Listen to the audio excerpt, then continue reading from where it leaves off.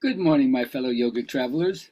I'm mighty glad to be alive today, and I hope that you are too, as we continue to live, laugh, love, learn, linger, and live the life we love.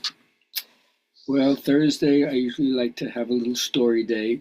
You know, it's a cliche when they say Eastern philosophy teaches you that the answers lie within, as exemplified by the story of the young musk deer that went to its granny and said, "Granny, there's this marvelous smell. Where is it coming from?" And Granny says, "Oh, you smell the marvelous smell, do you?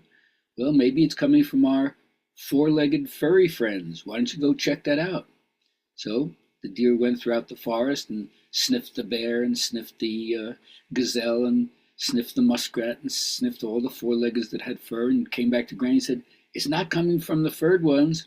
She said, maybe it's coming from the feathered ones. Go check out the birds." So the deer went all over the forest and sniffed the blue jay and sniffed the sparrow, sniffed the vulture, sniffed the robin and everything. Came back to Granny and said, "It's not coming from any of the feathered ones." She says, "Oh, that's interesting. Maybe it's coming from the finned ones." So the deer went down by the lake and sniffed the catfish and sniffed the frog and sniffed the carp and sniffed the pike and everything and came back to Granny and says, "It's not any of the finned ones either." Granny said, "Oh, that's interesting. Why don't you smell your own belly button?"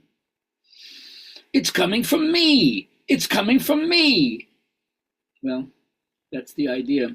Apparently, there's some delicious treasure right inside the human being. You're born with it, uh, but sometimes it seems to get buried, covered over, discarded, disrespected. So part of the journey is following that smell till it leads you back to yourself.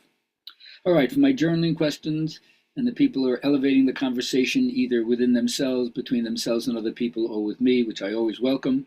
What's some of the biggest challenges you're facing right now, and how are you handling them?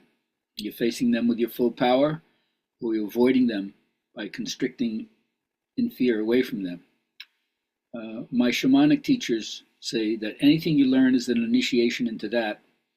And so at one level, there's no blaming anybody else anymore for we not living our own life purpose. And just like when you say you get a PhD that's piled higher and deeper, if you survive one trouble, you probably get another one. You qualify for a higher one, you could say. Yes, every trouble is a slap in your face, but it makes you see more. It makes you probe deeper. It makes you smarter. And it broadens your spiritual horizons.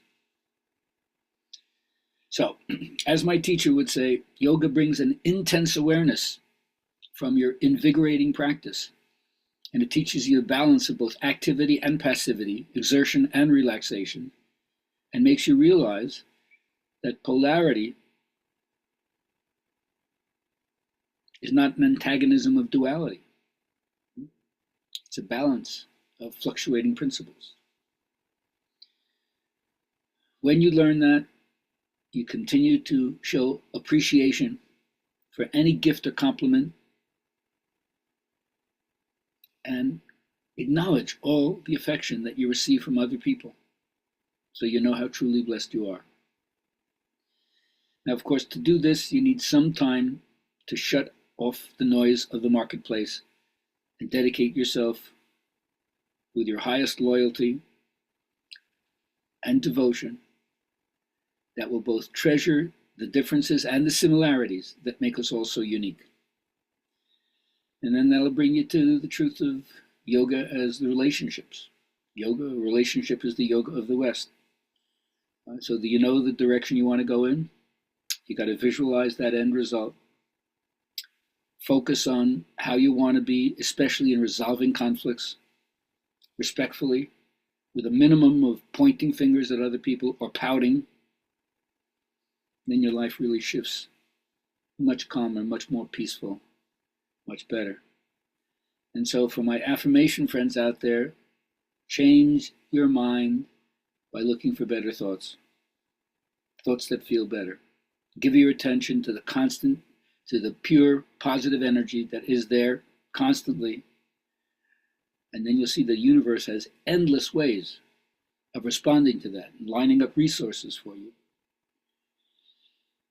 So I know, another one of these cliche things, but until you try it, you don't realize its power. So much spiritual growth comes from forgiving everyone without exception or reservation and mean it. And then the flip side is also ask for forgiveness for the mistakes you've made or the things that you've done to other people that are not the best that you know you're capable of giving them. And then give thanks for the privilege of taking a moment out to visit with Spirit in advance for the teaching, the healing, the inspiration, and the peace of mind that you get from doing that. Have a great day.